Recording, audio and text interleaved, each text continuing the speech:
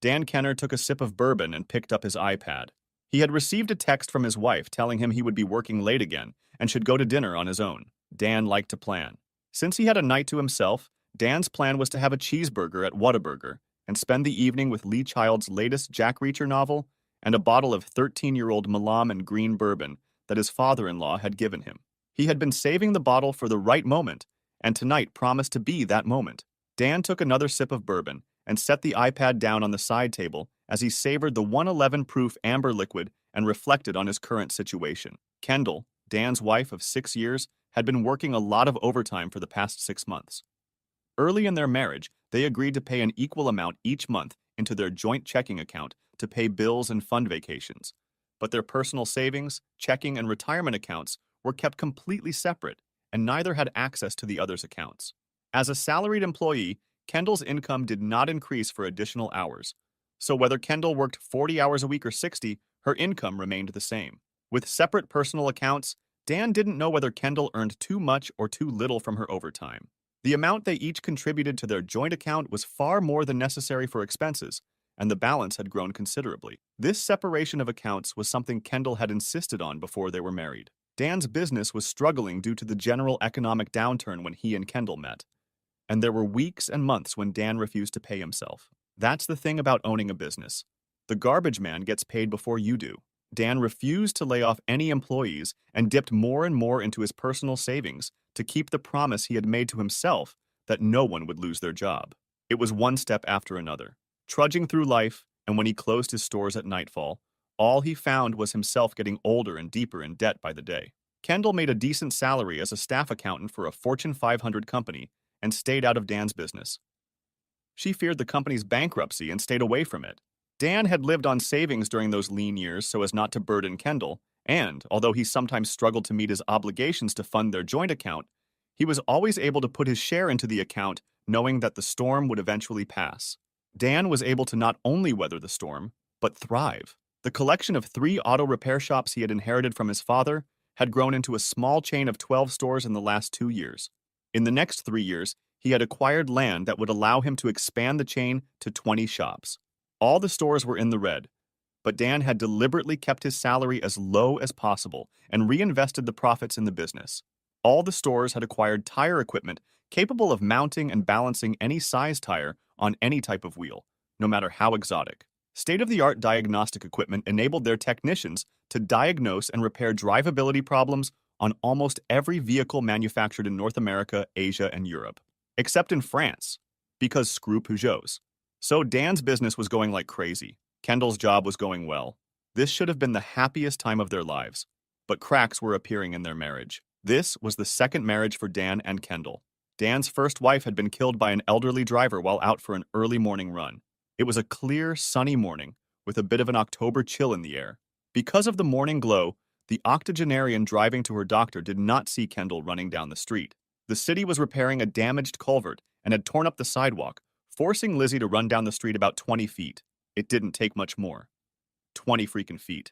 5 seconds of footage and 2 lives snuffed out. Lizzie didn't know it yet, but she was 4 weeks pregnant when the car hit her. It was the second time tragedy had struck the Kenner home. Dan's mother had died of lung cancer when he was in high school. He had never smoked a cigarette in his life when he developed a persistent cough for which he sought treatment. 8 weeks after the diagnosis, she had passed away. It took Dan months to recover from Lizzie's death. His father installed an interim manager at the store Dan ran. This gave Dan time to mourn his wife and the child he would never have.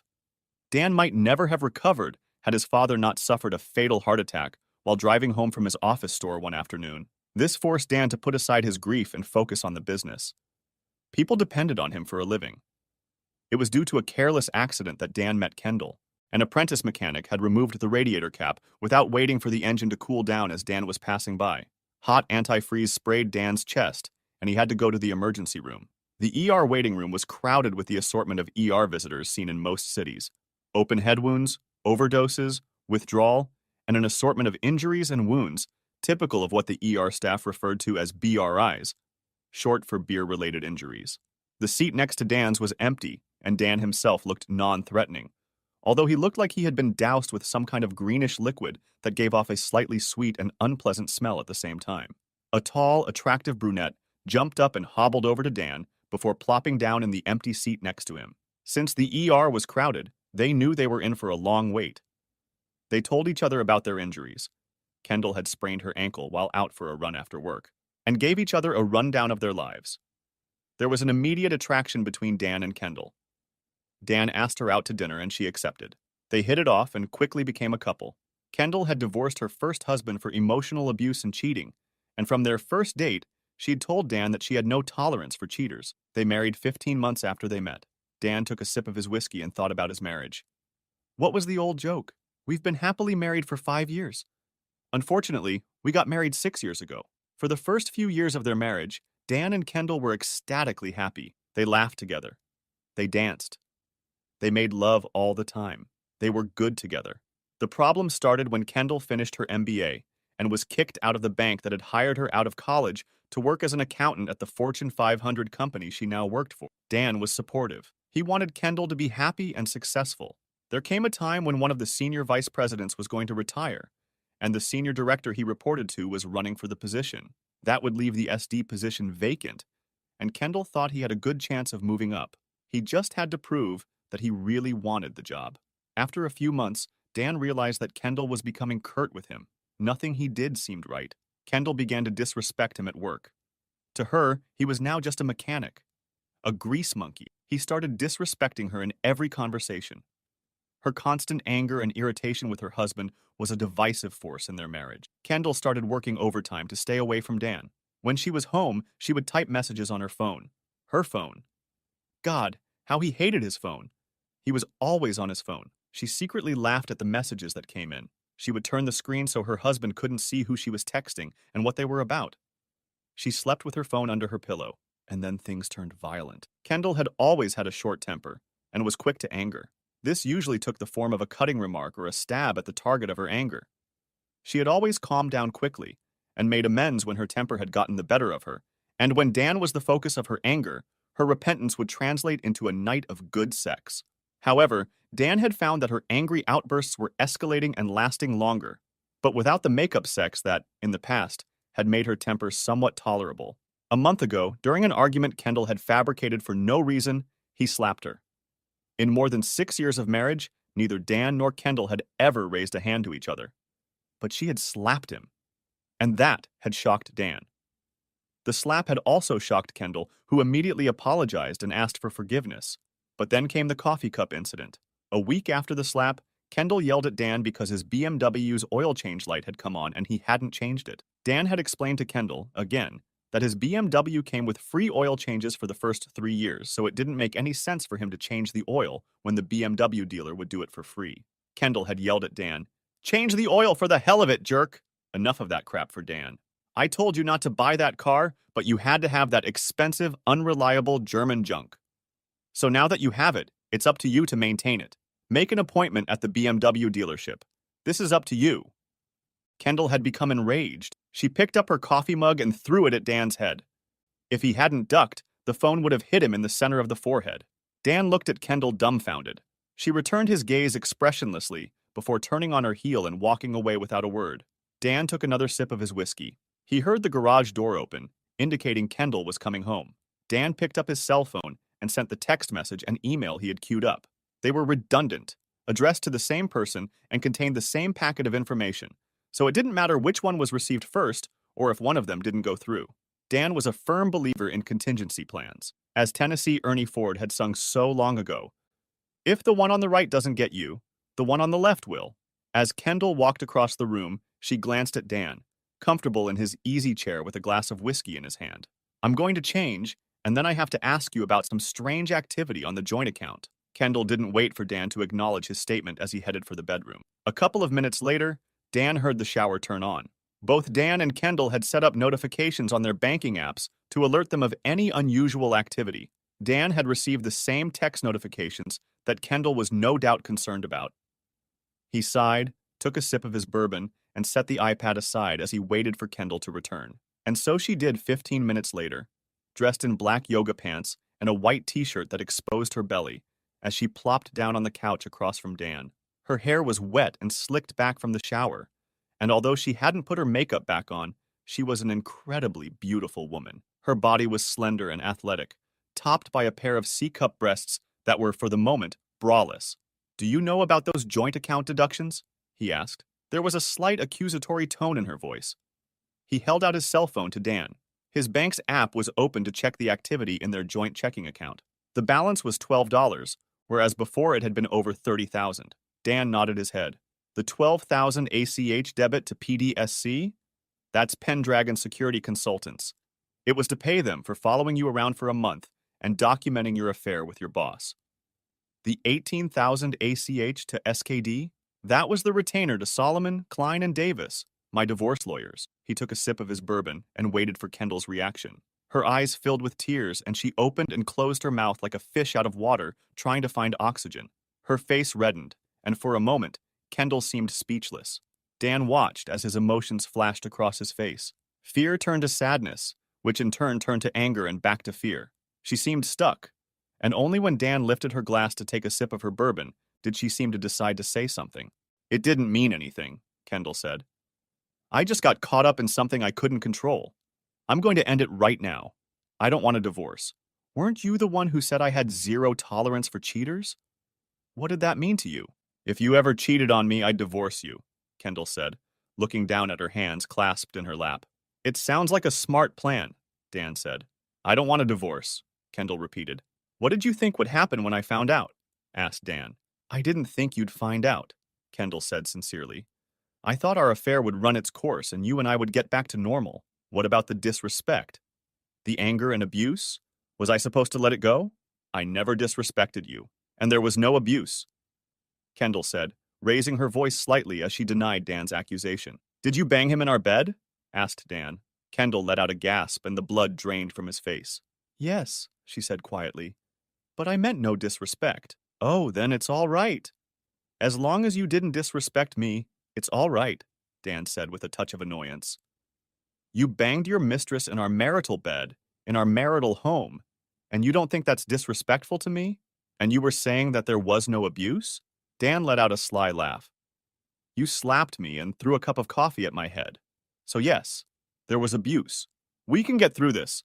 "I don't want a divorce," Kendall insisted. "We can work it out. I'll make an appointment for us to see a marriage counselor." Dan shook his head.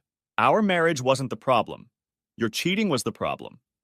I agree that it takes therapy, but not to fix our marriage.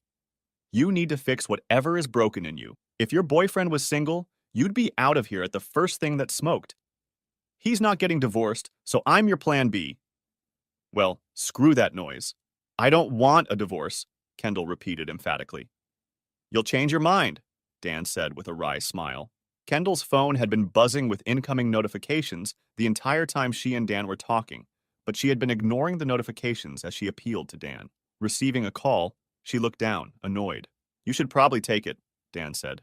Kendall got up from the couch and headed to the master bedroom in search of privacy. As she walked away, Dan grabbed his cell phone, tapped a couple of apps he had previously opened, and then hit the post button. Dan could hear Kendall's muffled voice but couldn't understand it until she said loudly, "He did what?" A few minutes later, Kendall returned to the living room. Her face was red and her eyes were narrowed and furious. "Did you tell his wife? Did you tell his wife?" he yelled.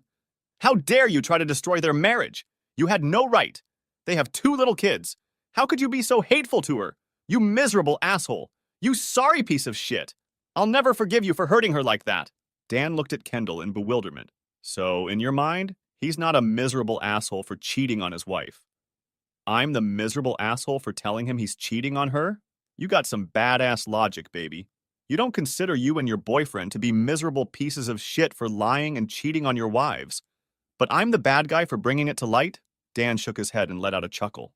In his quest to understand infidelity, he had recently read about the twisted logic of cheaters, but to see it in his own wife was crazy. "This is between you and me. You had no business interfering in their marriage," shouted Kendall, her face red with anger. "Your boyfriend had no problem getting in the middle of my marriage, so I had no problem getting in the middle of his marriage. If he's cheating on her with a coworker, there's no telling what kind of sluts and whores he's cheating on her with.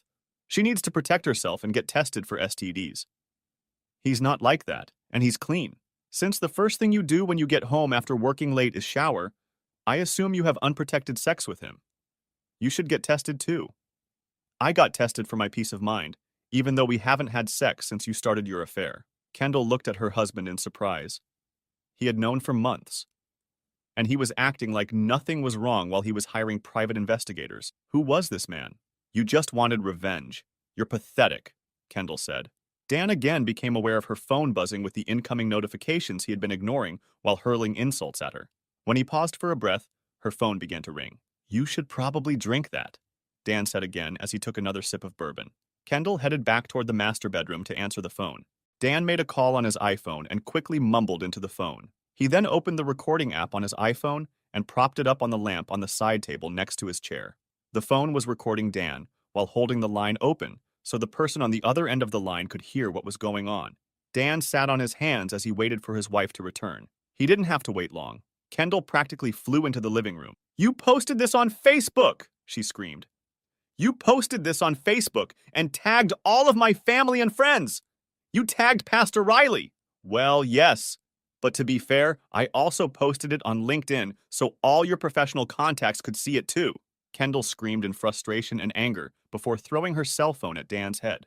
Dan closed his eyes as she reared back and braced for the blow. When it came, it was much worse than he expected. He nearly fainted when the phone hit his forehead, but managed to keep his sanity. He knew she was going to do something, and crossing his arms to avoid killing that bitch was one of the hardest things he had ever done. Kendall jumped over the space separating them and began punching him in the face.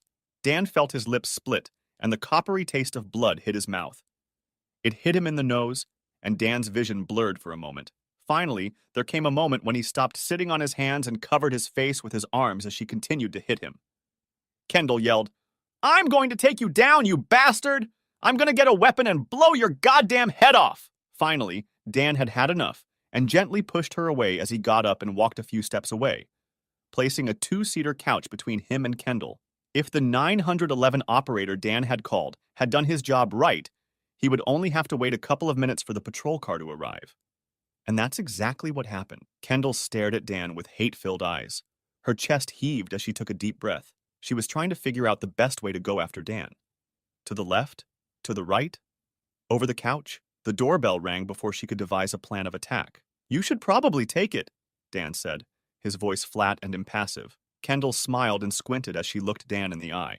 She paused for a moment, spun on her heel and headed for the front door. Kendall pushed open the door and was met by two police officers. Her expression was a mixture of confusion and anger as she spoke to the officers and glanced at Dan every few sentences.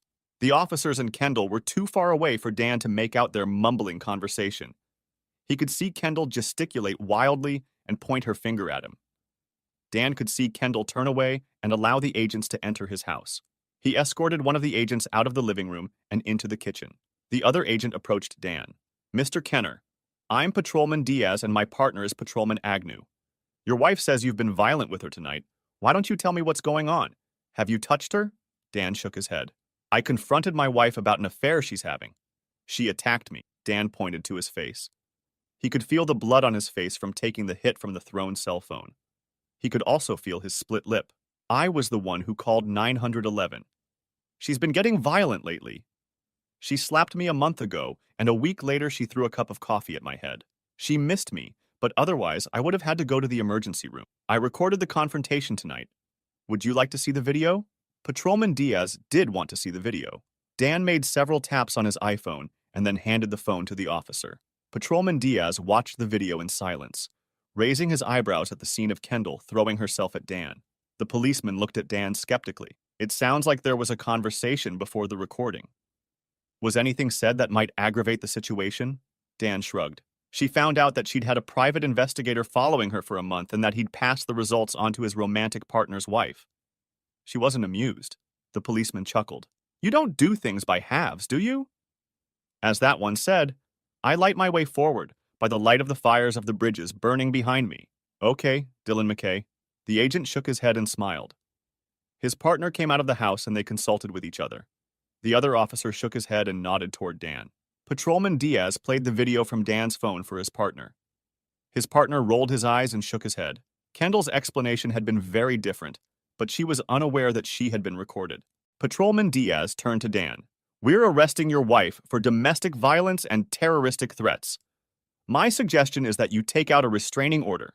Patrolman Diaz opened the front door as his partner escorted Kendall from the kitchen, her hands cuffed behind her back. She was crying and beginning to hyperventilate. Dan, don't let them do this to me. Please, if you ever loved me, make them let me go. I promise I'll be good. Dan rolled his eyes and turned to the agent, who handed him a business card.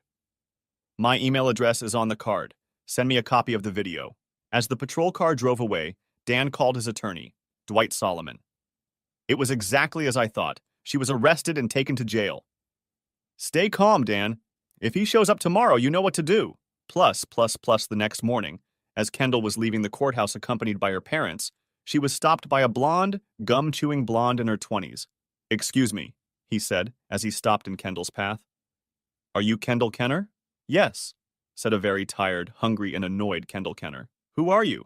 You're already served, the blonde replied, as she handed an envelope to a surprised Kendall. The blonde patted her gum and turned her back to Kendall to leave. What is this shit? Kendall called to the blonde's back. I don't know. I don't care, the blonde said over her shoulder. But I'd say you're probably screwed, whatever it is. Kendall angrily opened the paper and saw the words, Petition for Dissolution of Marriage. That son of a bitch, he shouted to his parents.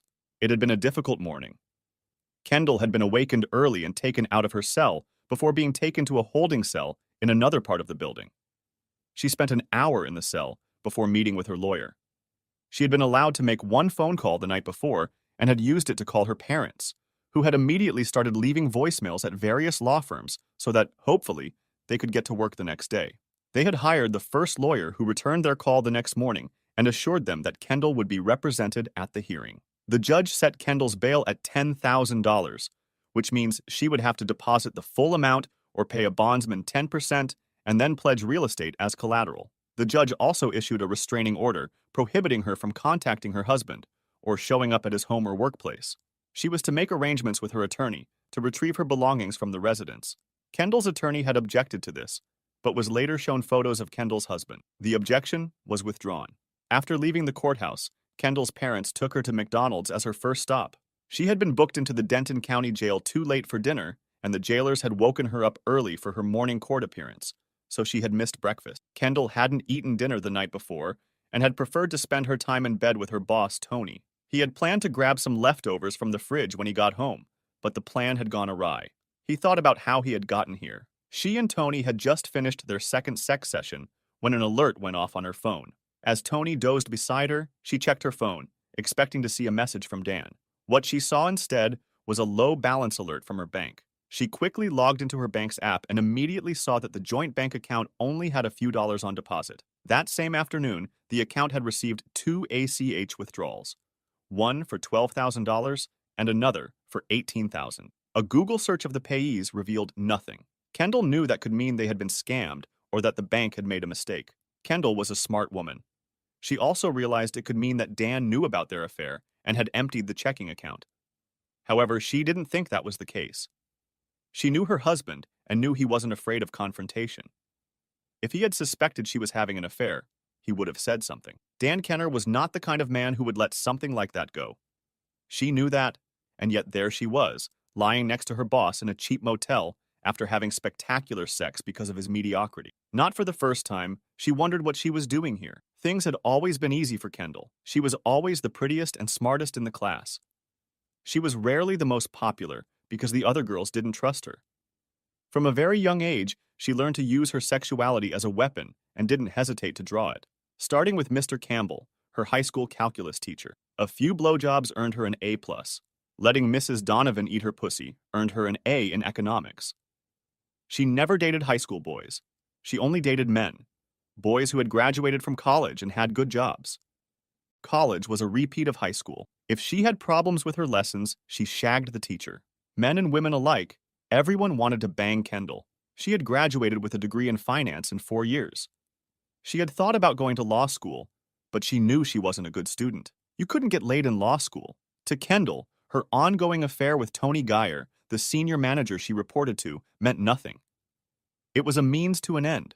If she could engage in a little recreational sex, what a previous lover had called sports sex, while getting the promotion, so much the better.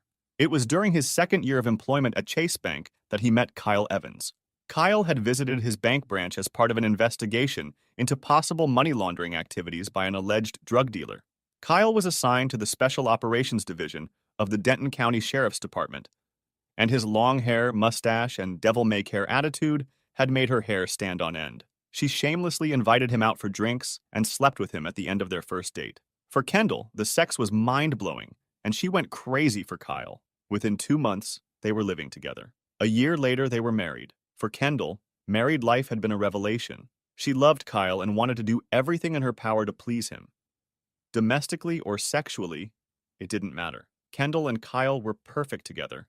Until they weren't. They had been married for 4 years and were actively trying to have a child. They had not yet had any luck, but they enjoyed trying.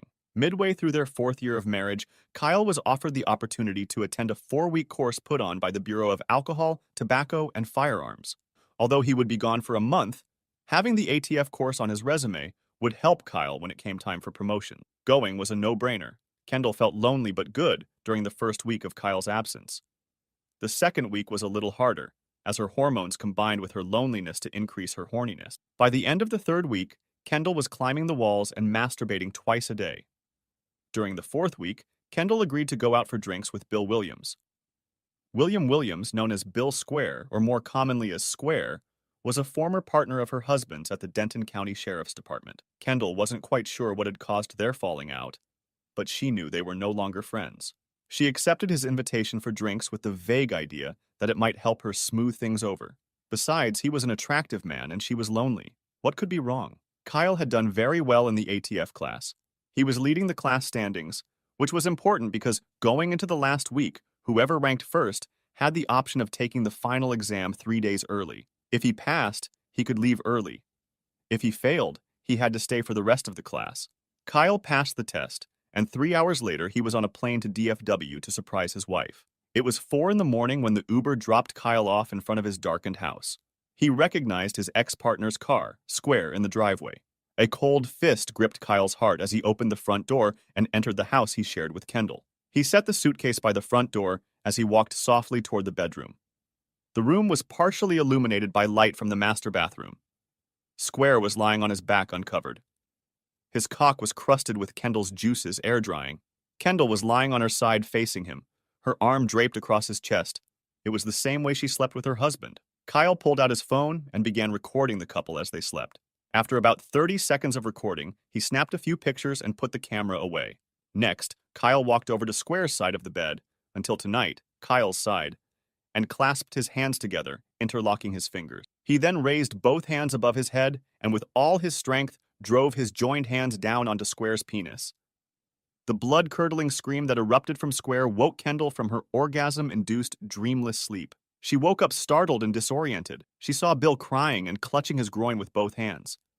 She saw her husband standing over them, but for a moment her brain couldn't process what was happening, and then everything clicked into place. Kendall looked at her husband with a terrified face. She was slowly realizing the horror of what was happening. Her husband looked at her. His face was red with fury as he looked at his soon-to-be ex-wife. "I'll be back at 3 to pick up my stuff. I'll be done by 6. Don't be here during that time. I won't be responsible for my actions if I see you, and you don't deserve to go to jail or lose my job." Kyle grabbed Square by the hair and lifted his face to look him in the eye. "You sorry piece of shit. I'm going to send a copy of the video to your wife and HR. You better go and resign today because your career is over, and so is your marriage." Kyle punched him one last time in the nose, not hard enough to break it, but hard enough to make him vomit blood. He spun on his heels and left his house in Kendall. Kendall sighed as she remembered how hurt Kyle had been by her cheating. Her strapping husband was a wreck, and she feared he would never recover. He had refused all her attempts to contact him. He didn't want to see her or talk to her. She was divorced and her parents were supportive, explaining that it wasn't her fault. Kyle must have been very violent to hurt Bill so badly. His violent streak would have doomed their marriage sooner or later. Her story evolved into one of neglect and abuse on his part. Hadn't she shown her violent tendencies when she confronted Bill? While Kendall and her parents rewrote history to make her the victim, she became the heroine of her story. The brave girl who did what she had to do to escape the brute her husband had become. Only once was her fiction thrown in her face. Kendall was shopping at Engstrom's in Dallas when she came face to face with her ex-husband. He was with a tall, thin, beautiful woman. She had red hair and the body of an athlete. She looked vaguely familiar. She was pushing a stroller. Kendall's eyes had widened as she saw her ex-husband for the first time in 5 years. "Hi, Kyle," he stammered. "Hello, Kendall," she replied voicelessly. He held out his hand to the woman. "Hi, I'm Kendall. I used to be married to Kyle." "Yes, I've heard a lot about you," the woman replied as she shook Kendall's hand. Kendall had blushed at hearing that. Surely nothing good. "Some good, some not so good," the woman had replied. "I'm Corey Calloway. I'm Kyle's wife. This is our son, Kyle, Jr." Kendall had looked down at the sleeping baby. The hardest thing she had ever done in her life was to keep smiling as she looked at her ex-husband's new family. "He's a beautiful baby. You're a lucky woman to be married to Kyle. He's a good man." "It was good to see you again, Kyle." Kyle just glared at her, grabbed the woman by the hand and headed for the men's room as they pushed the stroller. A few days later, while watching the evening news, Kendall was surprised to see that the anchor woman was the woman she had seen with Kyle. That's why she looked familiar. Kendall had Googled Corey Calloway and discovered that she was an up-and-coming media talent who would likely end up on one of the national cable news channels. Local media observers had noted that while she was pretty enough, though not necessarily slutty and vapid enough, for Fox News, her intelligence made her a better fit for MSNBC, though she would have to develop a more condescending tone if she moved to that network. At the moment, she was becoming immensely popular on local news. Kendall had cried herself to sleep that night and every night for the next week until she remembered her fiction. Kyle was violent and emotionally abusive, wasn't he? It was only a matter of time before her new marriage ended as well. Kendall forced herself back to the present as she contemplated what divorce would mean for her. After eating her Egg McMuffin, Kendall demanded her parents take her home. "It's not a good idea, honey," her father had told her. "I need to talk to Dan. I need to explain to him what happened. We can work this out." "Ken," his mother began, "I don't think it's a good idea. The judge said—" "I don't care what the judge said," Kendall shooed her mother. "Just take me home." Kendall's parents had walked her to her front door and watched as she rang the doorbell.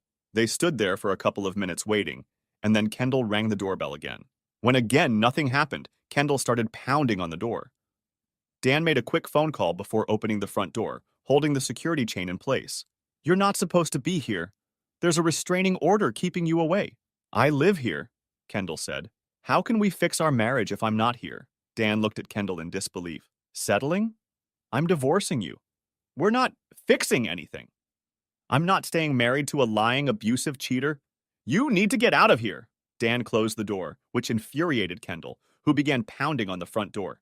"Let me in, you cowardly son of a bitch! You've never seen abuse until you see what I'm going to do to your cowardly ass. Open the door, right now!" He began pounding frantically on the door. Seeing their daughter's distress, Kendall's parents began pounding on the door as well. As their daughter became more and more upset, their calls to Dan became louder and more emotional. "Open the door, Dan, or I swear to God I'll kill you. I'll rip your heart out with a steak knife," Kendall shouted. "Open the goddamn door, you goddamn grease monkey," Kendall's father shouted. "I'll put you down, boy." Dan took a sip of his coffee and shook his head as he watched the video from the doorbell camera. He watched as the patrol car pulled into the driveway and the two officers approached the porch. The officers talked to the group for a minute, and then one of them broke away and rang the doorbell. Dan opened the door and invited the officer in. After getting Dan's identification, the officer asked him for his side. He had noticed the cuts and bruises on Dan's face. "Last night I confronted my wife about an affair she is having. I have proof of the affair because I hired a private investigator. She became violent during the confrontation and attacked me," Dan said, pointing to the bruises on his face. "She was arrested last night and appeared in court this morning. She was issued a restraining order prohibiting her from entering his residence." Dan handed the officer the copy of the restraining order that his attorney had emailed to him. "I have this too," Dan said, as he showed his phone to the officer. He hit play and they watched a video of Kendall and her parents knocking on the door and making threats. The officer just shook his head as he watched them. "Well, this looks pretty straightforward. Send me a copy of the video," the officer said as he handed Dan a business card. He then tapped his shoulder mic and requested 2 more cars to make multiple stops. "Stay inside and watch the shit show from your phone. Don't leave your house until I tell you to." And that's how it happened. The officer called his partner to consult with him. They watched the video on his phone and then drove over to Kendall and her parents, where they were informed that they were all being arrested for trespassing and terroristic threats, and that, in addition, Kendall was being arrested for violating a restraining order. When two more patrol cars showed up, the officers began arresting Kendall and her parents. Kendall's mother became hysterical, and Kendall began crying and swearing at the officers. Kendall's father tried to push the officers away to get to his wife and was knocked to the ground. Shitty show was an understatement. Dan phoned his lawyer and left a message. Kendall and her parents just got arrested. I think I married into a family of idiots. Leroy Keyes felt defeated and dejected. He, his wife, and daughter had been arrested Friday night for breaking and entering and threatening his son-in-law. Because they had been arrested on a Friday night, they spent the entire weekend in jail, waiting to see the judge on Monday morning. Leroy and his wife had restraining orders against Dan's home and business. In addition, Kendall's bond was revoked, and she was to remain in jail for violating the protective order and making terroristic threats against Dan. Leroy and his wife Sarah were able to make bail, but Kendall would remain in jail for the foreseeable future. Deep down, he knew he had failed as a father in raising Kendall. She was a spoiled, entitled, and probably narcissistic child, but she was also his little girl. His wife had spent the weekend sharing a cell with Kendall. Sarah hadn't wanted to talk about what they'd talked about, but when they'd released her, she'd seemed angry and determined. About what? Leroy had no idea. Leroy called the attorney he had used for Kendall's first arrest. Once he had explained the situation to the lawyer, he had taken pity on Larry, but Larry had told him that he was going on vacation and would not be available, which was true, but also a great coincidence because he felt the whole family was crazy and wanted nothing to do with them. Leroy scoured the yellow pages for lawyers until he found one who could help him right away. If Leroy had known anything about lawyers, it would have been the first red flag. Raleigh Cruz was not anyone's idea of what a lawyer looked like. Skinny, balding, with an aquiline nose and small, narrow eyes, Raleigh bore more than a passing resemblance to a vulture, sitting on a power line waiting for its prey to die so it could swoop down on the carcass. A phrase he vaguely remembered from a literature class long ago popped into Leroy's head. Something about a thin, hungry stare. Some ambulance chasers advertised on television and billboards. As you went down the pecking order, some ambulance chasers advertised on bus stop benches. Raleigh Cruz seemed to advertise in massage parlors and on Fox News. Fetch. He had actually said someone would fetch him like a stick being thrown at a dog. Raleigh was 20 minutes wallowing in the small room before someone went looking for him. A girl. Or at least she looked like a girl to Raleigh, who was barely out of high school. Lauren Davis was 32 years old and had graduated from Yale Law. Some might think it was the fact that her father, Lawrence Davis, was a named partner that put Lauren on the fast track to becoming a partner. They would have been wrong. It was her inherited natural abilities and affinity for law that made her a junior partner before she turned 30. Raleigh wasn't aware of any of that. She took one look at Lauren and dismissed her. When Raleigh sat down in the conference room, he was surprised to see Lauren sitting across from him.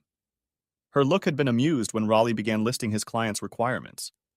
That amused look turned wolfish when Raleigh finished his list. They had recordings of her daughter attacking her husband. They had recordings of your daughter violating the restraining order and threatening death. They had recordings of you and your wife making death threats.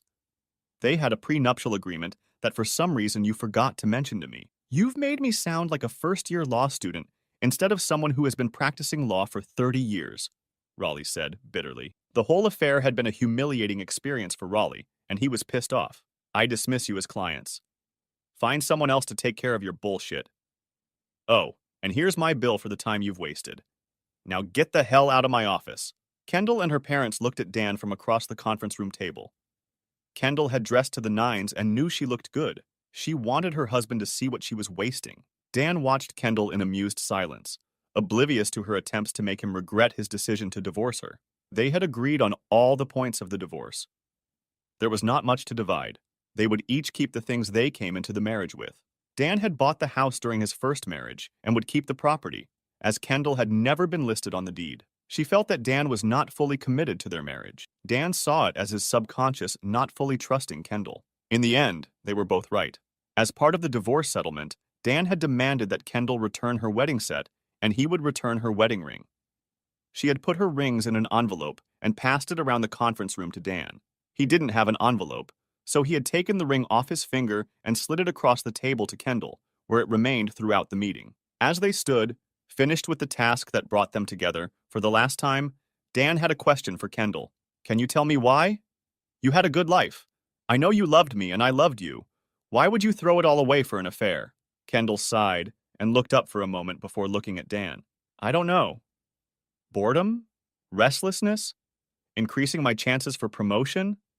Maybe a little of all three. What do you want me to say, Dan? Do I regret cheating on you? I regret getting caught.